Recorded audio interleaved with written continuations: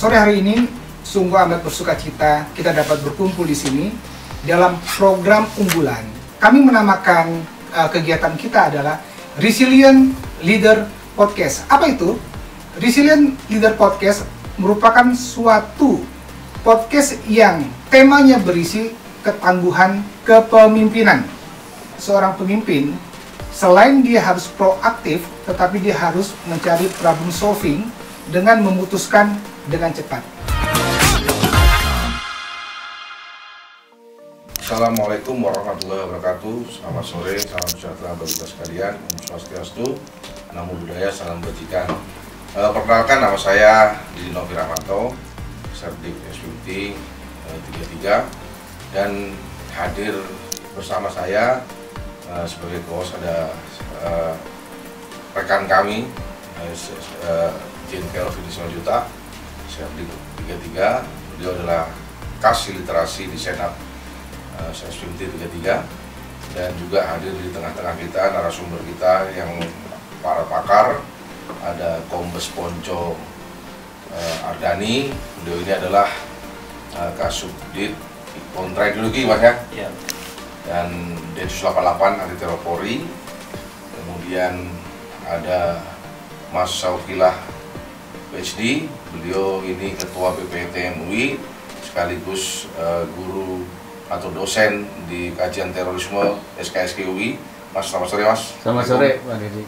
Dan juga tidak asing lagi ini Ustadz kita, Mas Sofyan Sauri, dan beliau ini adalah mantan Bayangkara juga, mantan polisi, dan juga yang pernah mengalami situasi yang sulit menjadi teroris dan berhasil dari situ, dan sekarang menjadi pengamat terorisme, analis intelijen terorisme, dan sedang menempuh pendidikan S2 juga. Assalamualaikum Pak Ustadz. Waalaikumsalam. Sofyan Sauri. Dan sebagaimana kita ketahui bersama bahwa situasi di saat ini, di akhir-akhir ini menjelang pelaksanaan pemilu, tentunya kita tidak luput dari aktivitas-aktivitas terorisme yang setidak-tidaknya akan mencoba mengganggu perkembangan rangkaian pemilu. Namun demikian kita akan lihat nanti dari narasumber seperti apa. Saya mengutip beberapa kejadian di luar negeri, di Filipina, di Pakistan, kemudian di Afghanistan, serangan teror di situasi pemilu. Kemudian juga di Indonesia tahun 2019 ada beberapa penangkapan yang memang untuk mencegah terorisme karena melakukan aksi untuk menyasar atau melakukan target adalah rangkaian kegiatan pemilu. Dan ini nanti kami mohon informasi ataupun tanggapan dari para narasumber. Mungkin pertama kami berkesempatan Bang Ponco, silahkan Bang, bisa menjelaskan situasi seperti apa nih Pak saat ini Pak. Baik, terima kasih. Assalamualaikum warahmatullahi wabarakatuh. Assalamualaikum. Bapak hadirin semua yang kami hormati, ya, jadi tadi sudah dijelaskan oleh beliau ya terkait perkembangan situasi teror ya saat ini. Juga mungkin perlu kami sampaikan apresiasi juga ya, karena di tahun 2023 kita mencapai prestasi ya, istilahnya zero tech ya. Jadi itu adalah kerja kita bersama ya, artinya itu semuanya ya, dari kementerian lembaga di bawah koordinasi daripada BNPT, terus juga dengan peran serta masyarakat, terus juga kerjasama dengan negara-negara sahabat ya. Kita menunggu penantian itu selama 23 tahun ya, dari tahun 2000 sampai 2023 lalu tercapai zero tech, dan mudah-mudahan itu ke depan akan kita pertahankan terus. Baik, terima kasih Pak Didi. Terus terkait dengan perkembangan teror ya, jadi mungkin kami menyampaikan dulu secara tantangan secara umum ya. Artinya bahwa Densus sampai dengan saat ini sudah melakukan penangkapan 3057 tersangka ya. Terus di tahun ini saja, di bulan ini sudah 12 tersangka yang ditangkap ya. Artinya itu nantinya akan menjadi ex napi, artinya itu harus perlu menjadi dikelola secara benar ya, karena banyak pengalaman juga yang sudah dilakukan berat tapi juga masih kembali kepada paham yang lama, itu salah satunya. Nah ini mungkin setelah kita analisa ada beberapa faktor, diantaranya situasi tahun politik lah ya, itu memang membuat suasana menjadi meningkat terkait dengan intoleran radikal. Terus juga faktor lagi terkait dengan konflik Israel-Palestina, itu juga menjadi salah satu faktor mengapa konten-konten intoleran radikal itu menjadi meningkat ya. Nah itu menjadi tugas kita bersama juga. Terus terkait dengan ancaman terkini terkait Pilpres 2024 ya, untuk jaringan teror yang ada di Indonesia ini yang masih mendominasi itu adalah dari kelompok Jamaah Ansarul Daulah ya, JAD, sama JI ya. Artinya itu dua kelompok teror ini yang sekarang istilahnya eksis ya, kira-kira itu. Itu juga ya, jadi fenomenanya ini ya, untuk kedua gerakan ini ya, salah satunya memang dia secara terang-terangan istilahnya mengharamkan daripada demokrasi. Jadi dia terang-terangan mengharamkan karena itu bagian dari pemahamannya dia ya, kafir demokrasi, syirik demokrasi ya. Sementara pemilu adalah produk daripada demokrasi. Nah itu makanya dia akan berusaha untuk menggagalkan. Terus ada lagi satu fenomena yang dia jaringan teror yang sudah fleksibel ya. Artinya dia sudah menyesuaikan dengan tantangan ya. Katakanlah JI ya. Jadi dia sudah fleksibel, dia bisa menyentuh ke ranah-ranah publik ya. Tapi tetap kedua-duanya ini tujuannya sama, ingin mendirikan negara Islam ya. Itu yang menjadi kondisi tantangan kita saat ini. Terus berikutnya juga ya, jadi ada informasi tambahan. Jadi seperti yang tadi disampaikan oleh Bapak Didi ya, terkait dengan upaya-upaya yang sudah dilakukan oleh Densus itu ya, di akhir bulan Oktober-November itu kita sudah melakukan penangkapan penegakan hukum terhadap kelompok Abu Omar. Nah, ini adalah memang dari hasil berjumlah 51 orang itu ya, dari beberapa wilayah Jawa Barat, DKI, Sulteng, terus Kaltara ya, ada itu satu orang dari Kaltara. Nah, mereka ini agendanya memang ini sesuai dengan dari bukti fakta-fakta yang ada, itu memang ingin menggagalkan ya, mengganggu jalannya demokrasi ya, pemilu ini ya. Jadi sudah merencanakan membeli bahan kimia, terus juga sudah ada senjata. Jadi mereka yang ditargetkan nanti adalah TPS ya, terus juga anggota Polri dan tertinggi partai yang akan menjadi sasaran. Tapi alhamdulillah cepat kita lakukan penangkapan ya. Artinya memang undang-undang yang sekarang ini sangat memberi ruang yang lebih dalam kepada kita. Jadi melakukan preemptive strike. Lebih dalam lagi dia. Jadi baru punya niat, baru punya ini, langsung kita lakukan penegakan hukum. Niatnya dalam rangka mengembalikan pahamnya ya, itu salah satu yang memberi kesuksesannya daripada zero attack itu. Kerjaan berat nih Bang ya, kerjaan berat. Nah, mungkin kami minta masukan atau tanggapan dari Mas Soki lah, gimana kira-kira dengan situasi seperti itu, radikal yang masih berkembang seperti ini bagaimana? Ya, terima kasih Pak Didi, rekan-rekan semua, Pak Calvin dari teman-teman Sespimti ya, Serdik gitu ya. Pertanyaan ini menggelitik Pak, dan itu sebetulnya kita bisa lihat kecenderungannya dari tahun ke tahun.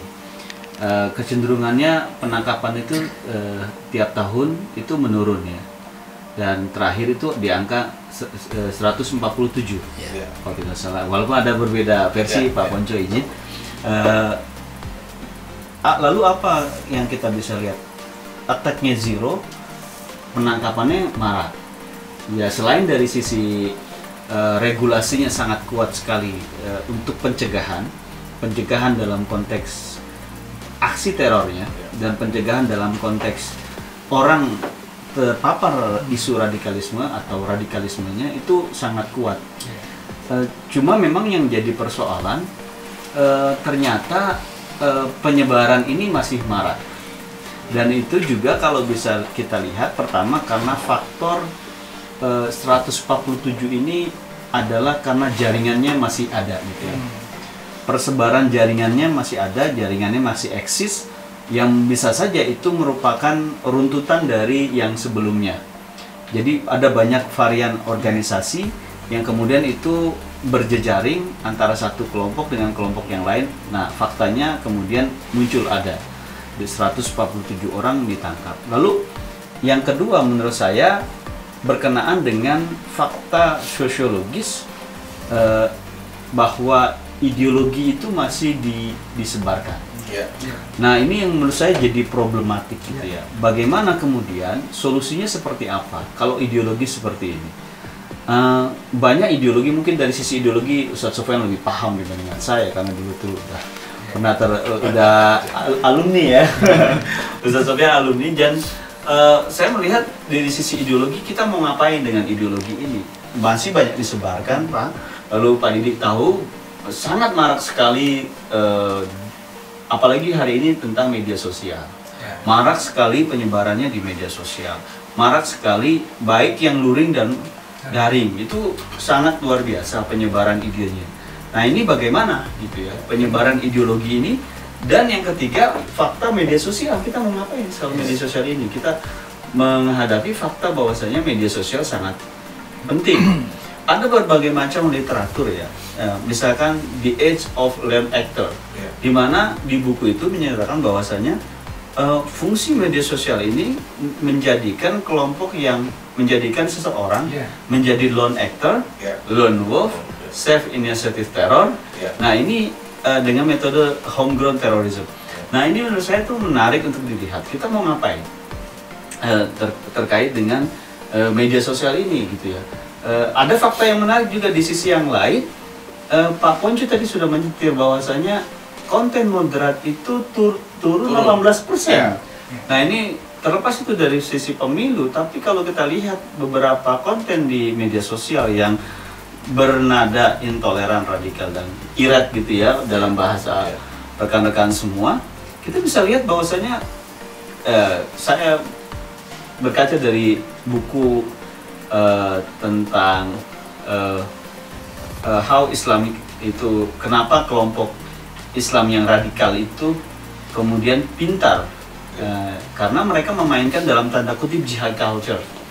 Nah, jihad culture ini mereka menggunakan itu, jadi menggunakan selfie, lalu kemudian kontennya mungkin punya, kalau bikin podcast seperti Pak Didi dan Pak Calvini bagus gitu ya, konten-kontennya ada glorifikasi, terus musiknya diamplifikasi, dan itu sangat luar biasa dan sesuai dengan generasi sekarang. Nah, kalau kita lihat bagaimana produk yang moderat, silahkan Anda cek, Pak. Nggak usah jauh-jauh, lihat YouTube bagaimana yang moderat sama yang ekstrim itu seperti apa tampilannya. Dari sisi kutipan ayatnya, karena mereka propaganda agama, lalu kemudian instrumental musiknya seperti apa, sesuai kan. Nah, ini yang menurut saya juga problem kita juga gitu ya, berkenaan. Jadi ada banyak sisi yang kita bisa lihat mengapa kemudian 147 orang ini masih ada gitu penangkapannya. Nah, menurut saya ke depan, mungkin itu dulu Pak ya, mungkin itu dulu. Saya tergelitik sebetulnya berkenaan dengan pergeseran dalam konteks sekarang, hibridasi teror dan cyber terrorism. Saya ingin sedikit menanyakan dalam hal konteks saat ini ataupun konteks menjelang atau saat ini untuk periode pemilu 2024 di Indonesia. Bentuk-bentuk pencegahan seperti apa yang sudah dilakukan dari teman-teman Densus 88? Karena kalau kita melihat selain preventif dan represif penegakan hukum, tadi kita sudah melihat angka sudah mengatakan zero untuk attack, tetapi marak sekali untuk penangkapan. Tadi disampaikan oleh Bang Sokila juga seperti itu. Mungkin Bang Ponco bisa sedikit menjelaskan. Jadi berbanding terbalik ya, zero attack, tapi secara penangkapan masih menurun sih memang. Termasuk masalah indeks potensi radikal justru meningkat ya. Memang terbalik, tapi begitulah faktanya. Di Densus itu, khususnya pencegahan itu kan ada, kita memiliki tiga subdit. Jadi situ ada kontra ideologi, saya sendiri salah satu subditnya, ada lagi kontra radikal, dan ada lagi kontra narasi. Nah, kalau untuk ideologi ini kita lebih ke sasarannya itu terhadap masyarakat yang masih putih. Artinya kita memberikan edukasi, memberikan sosialisasi untuk memberikan imun lah. Artinya supaya dia ada vaksin, ya. Jadi begitu ada paham-paham yang tidak sesuai dengan kebangsaan langsung ditolak. Nah itu yang pertama. Terus berikutnya juga kita berikan ini langkah yang pertama itu adalah deteksi dini tadi ya. Jadi memberikan deteksi dini supaya dia mempunyai vaksin. Nah, setelah itu dia partisipasi. Artinya masyarakat setelah begitu mengetahui lingkungannya ada perubahan-perubahan apa, dia melaporkan kepada katakanlah kita punya garda terdepan itu ada 4 pilar ya, ada Bapisa, Babin Kamtibmas, Lurah sama penyuluh agama. Nah itu menjadi garda kita ke depan yang untuk melakukan sosialisasi itu. Nah itu terkait dengan kontra ideologi.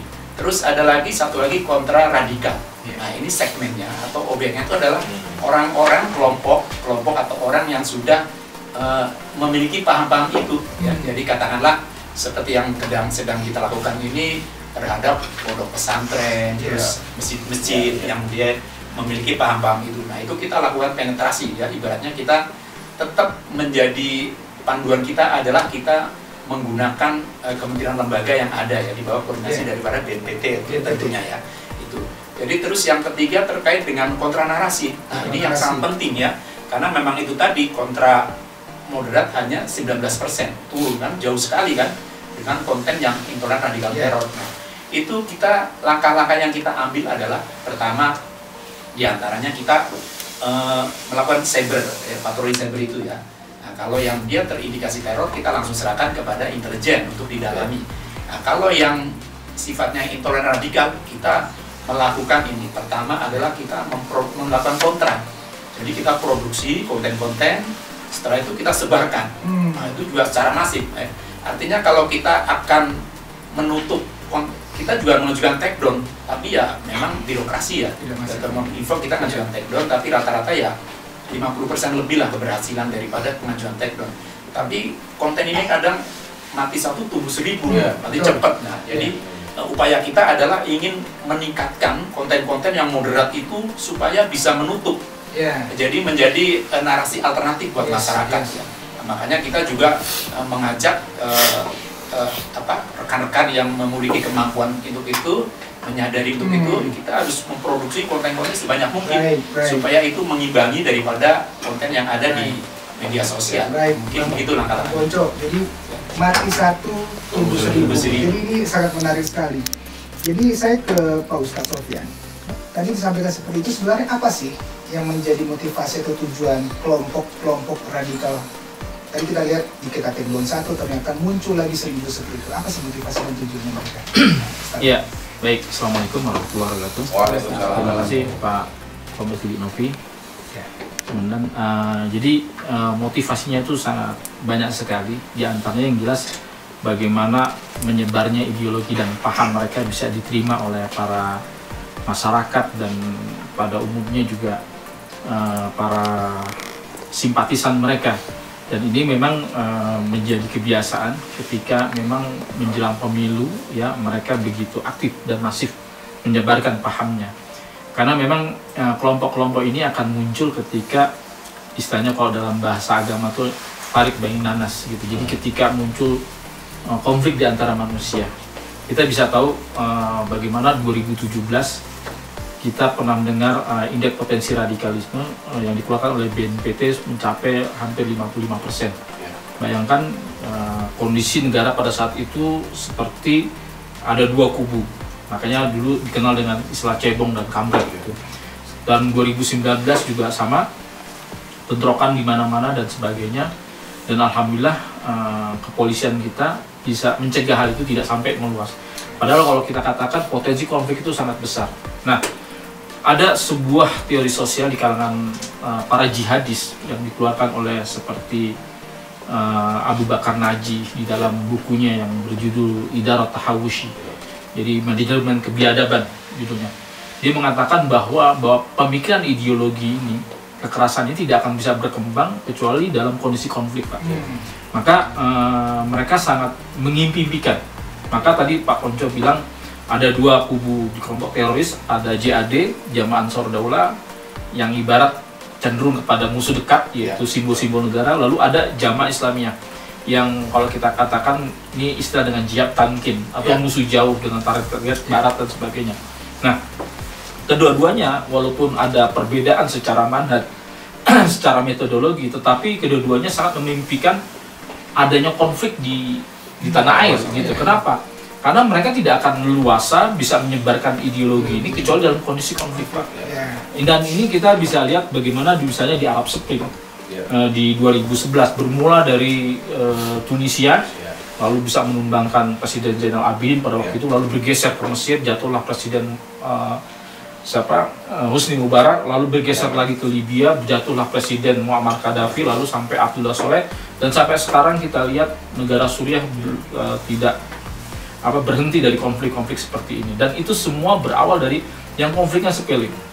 Saya masih ingat betul ketika 2016 kita baru keluar dari penjara, ketika terjadi kerusuhan di Tanjung Balai. Ya, banyak gereja-gereja yang dibakar dan sebagainya. Masalahnya hanya sepele, ada seorang wanita Chinese yang kemudian protes karena adanya polusi udara. Maksudnya ada suara azan yang mengganggu, kemudian protes lalu konflik. Lalu ini juga bergeser 2017, ada konflik juga di daerah Aceh Selatan, Kota Cane kalau tidak salah, itu juga terjadi kerusuhan. Inilah yang kemudian kita para stakeholder harus hati-hati bagaimana menjaga kondusivitas situasi Kamtibmas, ya, jangan sampai ada konflik. Walaupun kita lihat konflik itu terbuka lebar dan itu memanfaatkan, masih terjadi, kita lihat di beberapa grup WhatsApp, ya, kita lihat memang betul kalau kita lihat meningkat konten-konten intoleransi, radikalisme dan sebagainya karena menjelang pemilu itu. Dan inilah salah satu waktu yang tepat untuk menyebarkan paham-paham tersebut. Makanya kemudian kita tidak boleh lengah, ya, terus deteksi dini, ya, untuk menghadapi isu-isu yang memang ini berpotensi akan memecah belah masyarakat kita, begitu. Luar biasa.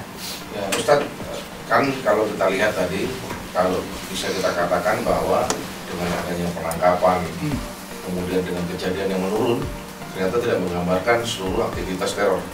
Nah, karena ternyata masih ada radikalisasi tadi. Nah, kemudian yang saya heran ini juga, kenapa mereka kan sebenarnya anti demokrasi, kenapa mereka juga bergeser mencoba untuk jihad konstitusional misalnya, atau from bullet to ballot. Nah, seperti ini menurut Ustadz gimana? Ya, sebetulnya kita tidak aneh juga jika misalnya dari kelompok beberapa kelompok-kelompok yang tadinya terafiliasi dengan Al-Qaeda lalu ada istilah dengan jihadul kalimah dan sebagainya. Ini justru menurut saya ancaman jangka panjang dan seperti musuh dalam selimut. Kenapa? Ini yang sulit kita deteksi karena mereka bermain dengan perasaan kaum muslimin dan sebagainya, lalu mengajak bahwa ini adalah sebuah kezaliman dan memang tidak konfrontasi bersenjata sebagaimana terang-terang seperti JAD. Nah, makanya mereka cenderung kepada jihad tamkin gitu konsepnya, karena yaitu merebut sebuah kekuasaan, bisa memobilisasi masyarakat. Nah, menjelang pemilu ini ada kesempatan emas. Ya, tetapi memang kita lihat kalau tidak salah di antara ditangkapnya 59 di bulan Oktober 2023 kemarin ada fenomena menarik juga, ada sekitar 11 atau 12 ex narapidana terorisme yang tertangkap kembali. Saya mencatatnya ada 106 ex narapidana terorisme yang berbuat ulah. Nah, itu adalah ex napiter. Apakah deradikalisasi gagal? Enggak juga, gitu. Kita dianggap paling berhasil dibandingkan negara-negara yang lain. Buktinya Ustaz sendiri kan. Gitu ya. Alhamdulillah. Gitu. Nah, ini juga menjadi fakta yang menarik buat kita kaji gitu. Tetapi juga menjadi keprihatinan kita gitu. Tetapi ini ibarat fenomena gunung es. Kita tidak tahu kedalamannya, jumlahnya dan sebagainya. Sebagaimana dikatakan oleh Gus Syauqi tadi, ini yang harus kita perhatikan. 147 orang yang tertangkap, kita bisa mengungkap dan sebagainya, mencegah mereka untuk kemudian menggagalkan pemilu. Tetapi hemat saya begini, kejadian-kejadian yang ada saat ini yang harus kita perhatikan itu adalah deradikalisasi kita. Saya maksud masih banyak parsial, masih banyak yang harus kita benahi bersama, ya, apalagi adanya ex napiter yang kemudian berulang kembali, dan ini harus juga menjadi catatan bagi juga, mudah-mudahan bagi BNPT juga Densus 88 agar lebih aktif lagi begitu, Pak. Baik. Tadi sudah disampaikan motivasi sama tujuan dari Pak Ustadz. Saya ke Pak Sokilah terlebih dahulu. Pendekatan-pendekatan sebenarnya kan banyak yang kita lakukan kepada masyarakat. Tadi motivasi tujuan kita memahami. Dari sisi MUI sendiri, kira-kira pendekatan-pendekatan preemptif dan preventif, pembelajaran kepada masyarakat, apalagi saat ini kan kita sedang menghadapi pemilu 2024. Seperti apa kira-kira, Bang Sokilah? Terima kasih. Ini saya simpan dulu pertanyaan ini. Iya. Saya ingin komentari yang tadi itu. Iya. Karena itu menurut saya penting untuk dilihat. MUI bisa saya komentari nanti. Iya. Pertama, kenapa sih kemudian mereka bergeser? Iya. Itu terkait dengan evolusi sistem hukum kita. Ah, Kalau kita lihat sebelum era reformasi, Orde Baru kita punya undang-undang subversi. iya. Undang-undang subversi kemudian ditutup. Iya. Ketika undang-undang subversi tidak ada, muncullah 2002. Ya. Muncullah 2002. Setelah itu direspon oleh negara 2003 Undang-Undang Nomor 15. Kemudian Undang-Undang 2015 Undang-Undang 15 2003 Ya. tidak dirasa cukup. Kemudian ada di antara itu adalah penetapan JI sebagai organisasi teror. Ya. Dan juga ada regulasi tentang pendanaan teror Ya. 9/2013. Lalu kemudian pada situasi lanjutannya itu kemudian berevolusi kembali 2018 nomor 5. Rentang-rentangnya kelihatan. Mulai dari subversif, lalu kemudian undang-undang teror 15 Perpu dahulu, lalu kemudian jadi undang-undang 15, lalu kemudian 2018 ada undang-undang pendanaan teror.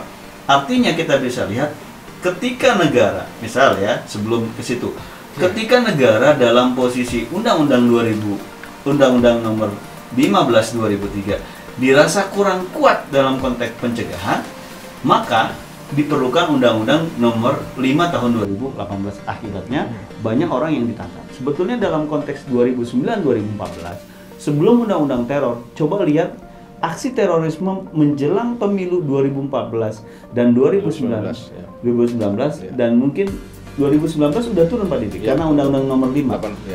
2014 dan 2009 itu cukup tinggi, saya punya datanya. Nah, itu menurut saya menarik ya. Nah, karena itu artinya apa? Ketika negara itu kuat, mereka pasti cari saluran supaya tidak terdeteksi oleh negara. Nah, ini yang saya lihat mereka berkemudian berevolusi. Sama sih sebetulnya ketika JI tahun 2009 melalui Para Wijayanto setelah dinyatakan sebagai organisasi teror, mereka membuat struktur baru. Nah, struktur baru 2009 sampai 2019. Nah, ini menurut saya menarik evolusinya Pak Didi untuk dilihat. Nah, nanti setelah ini apa? Nah, ini menurut saya pasti ada. Cari itu kemudian mereka pasti bergeser karena apa? Sistem hukumnya sudah sangat kuat. Kuat. Artinya mana sistem hukum yang nggak kuat? Itu tadi yang saya sampaikan soal ideologi, Pak. Persebaran ideologi, media sosial itu. Kalau itu kanal itu ditutup ya mungkin kita bisa berdiskusi loh bagaimana penyeimbangan soal kebebasan berekspresi dan freedom of speech, soal security. Nah, itu silahkan didiskusikan sehingga bisa dicari jalan tengahnya gitu. Betul. Nah, dalam konteks MUI, saya mau katakan, saya bukan dalam konteks MUI, BPET MUI, saya melihat memang MUI sendiri sudah punya instrumen. Fatwa nomor 3 tahun 2004. Nah, memang kemarin beberapa waktu yang lalu ada deklarasi pemilu damai. Dan ada banyak kegiatan yang dilakukan baik oleh kami, BPET MUI, maupun kegiatan-kegiatan dilakukan oleh Komisi Dakwah, yang dilakukan oleh Komisi Informasi dan Komunikasi MUI. Dan ini banyak sekali, dan itu masif sekali di beberapa tempat, dan menurut saya itu salah satu cara pencegahan ya, untuk kontra narasi yang sebagaimana tadi Pak Ponco sampaikan gitu ya. Menurut saya itu hal yang kemudian dilakukan baik di forum-forum resmi maupun nanti di media sosial. Kita juga aktif melihat situasi yang ada gitu ya. Itu berupaya untuk masyarakat menjaga harmonisasi di masyarakat supaya tidak terjadi saling gontok-gontokan gitu ya antar satu dengan yang lain. Mungkin itu upaya kita, dan ada juga fatwa. Ya. Fatwa terkait pedoman bermuamalah dalam media sosial. Itu fatwanya tahun 2017 kalau tidak salah itu. Dan itu mengatur bagaimana seorang muslim, karena ini MUI, melakukan atau berperilaku ya dalam bermedia sosial. Itu bagaimana menjaga kesopanan santun, menjaga prinsip wasatiyatul Islam wasati, yang pertengahan, yang moderat gitu. Kira-kira itu yang dilakukan selama ini. Baik, Pak Zakilah, terima kasih. Saya kembali ke Bang Ponco nih, Pak. Terakhir nih mungkin ya. Satu sisi kita kan sebagai anggota kepolisian, kita tahu bahwa tugas pokok kepolisian adalah salah satunya adalah pemeliharaan keamanan dan ketertiban masyarakat. Di situ, di sisi lain ada penegakan hukum. Tapi saya coba meng-highlight di Harkam Tipmasnya. Harkam Tipmas memang tugas pokok kepolisian, tetapi tidak terlepas dengan peran masyarakat. Nah, mungkin Bang Ponco ada masukan atau saran-saran kepada masyarakat pemirsa yang melihat podcast kita ini. Situasi saat ini, kita dihadapkan dengan pemilu 2024, apa pesan-pesan dari Bang Ponco supaya mencegah tadi Abang sampaikan potensi terjadinya konflik sosial. Konflik sosial itu tidak, memang dari hal kecil bisa terjadi. Mungkin ada pesan-pesan dari Bang Ponco ke masyarakat. Baik, terima kasih ya. Jadi terkait dengan pesan-pesan kami di 2024 ini ya. Jadi ada beberapa catatan ya, artinya bahwa kita mengajak kepada seluruh masyarakat ya berpartisipasi ya, aktif ya, menjaga keamanan selama proses pemilu ini ya. Jadi seluruh pihak itu memegang peranan penting ya, masyarakat itu ya, masyarakat, stakeholder maupun dari lingkungannya ya. Jadi terkait untuk paham radikalismenya itu ya. Terus juga terkait dengan pemilu ini kita harus tanamkan optimisme ya, keyakinan ya bahwa pemilu ini akan berjalan secara aman dan damai ya. Nah, itu diantaranya kita juga dengan partisipasi aktif masyarakat, terus kerjasama dari stakeholder, kementerian terkait ya, kementerian lembaga, khususnya yang terkoordinasi dengan BNPT ya. Nah, itu menjadi terus juga dilakukan dengan komunikasi yang efektif ya. Nah, dengan itu kita akan menciptakan lingkungan yang kondusif ya untuk pelaksanaan pemilu 2024 itu damai dan aman. Kira-kira begitu harapan kami terkait dengan 2024. Nah, saya ke Pak Ustadz. Nah, Pak Ustadz, tadi sudah disampaikan dari sisi kepolisiannya. Cuman saya ingin menggali sedikit terkait dengan pandangan Pak Ustadz untuk kedepannya, masukan kepada tidak hanya aparat penegak hukum, tetapi instansi yang ada di Republik Indonesia ini dan kementerian lembaga. Bentuk-bentuk pendekatan pooling system atau preventif atau represi seperti apa sebenarnya yang paling efektif untuk mencegah konflik sosial terkait dengan hal ini? Ya, saran saya dan masukan saya adalah kita harus, semua elemen bangsa ini harus sama-sama menjaga kondusivitas menjelang pemilu. Jangan sampai ada celah sedikit pun, dan usahakan jangan sampai ada konflik, dan kita harus menjadi quick response ketika ada gejala-gejala yang akan menimbulkan konflik. Karena sebagaimana yang saya katakan tadi, setiap chaos itu adalah peluang. Maka kita lihat dari kasus-kasus bom yang ada, kebanyakan pelakunya adalah alumni konflik komunal dan konflik sosial yang di Poso dan di Ambon. Siapa sangka mereka-mereka inilah yang kemudian menjadi pionir, menjadi muassis, menjadi para asatid bagi para kelompok-kelompok teror yang ada di Indonesia ini, dan berdampak sangat luas sekali. Maka untuk itu kita jaga selalu quick respon kepada para stakeholder untuk mendeteksi dini potensi-potensi konflik itu yang ada, dan selalu cepat menanggapi masalah-masalah seperti itu, jangan sampai kemudian membesar lalu kemudian dimanfaat oleh kelompok-kelompok teror. Itu saja mungkin pesan saya. Baik. Jadi mungkin bisa kita katakan bahwa situasi harmoni harus kita ciptakan untuk menghindari konflik, karena di konflik itulah peluang teroris akan muncul di sana. Betul. Nah, mungkin itu kita sepakat, dan kita berharap bagi semua masyarakat, semua elemen bangsa, siapapun yang hidup di Republik ini menjaga keharmonisan yang ada di lingkungan kita masing-masing. Saya kira itu ya. Betul. Baik, pemirsa, keutuhan di dalam kebersamaan masyarakat Indonesia seutuhnya, kita tadi mendengar bahwa keamanan ketertiban masyarakat adalah tanggung jawab semua lapisan elemen masyarakat Indonesia. Tidak bisa terpisah-pisah. Satu institusi tidak bisa berbicara satu sektor pekerjaan saja. Karena apabila terjadi potensi konflik sosial, kita akan lebih sulit untuk mengobatinya. Jadi bersama-sama dengan kita bergandengan tangan, seluruh masyarakat Republik Indonesia untuk menghadapi pemilu 2024 secara bersama-sama, bersatu hati, melakukan dengan damai, kemudian saling bersama-sama juga memberikan pemahaman-pemahaman, penguatan-penguatan, dan suasana-suasana yang harmonis. Saya rasa demikian untuk podcast kita sore hari ini. Kami mengucapkan terima kasih untuk narasumber kami, Bang Ponco ada di sini, Pak Sokilah dan Pak Ustadz Sofyan Sauri. Terima kasih untuk kehadirannya. Kami kembalikan ke host kami, Pak Dinovi, silakan.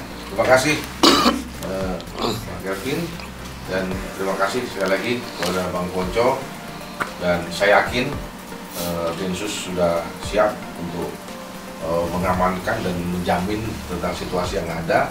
Ya, dukungan dari yang lainnya perlu. Terima kasih Mas Sokilah dan Ustadz Sofyan Sauri, tetap terus berjuang untuk kita bersama-sama mencerahkan masyarakat bagaimana ancaman bahaya dari terorisme, radikalisme yang ada, yang muncul di tengah-tengah kita. Dan itu yang bisa kami sampaikan. Akhirnya, Assalamualaikum warahmatullahi wabarakatuh. Selamat sore. Om Santi Santi Santi Om.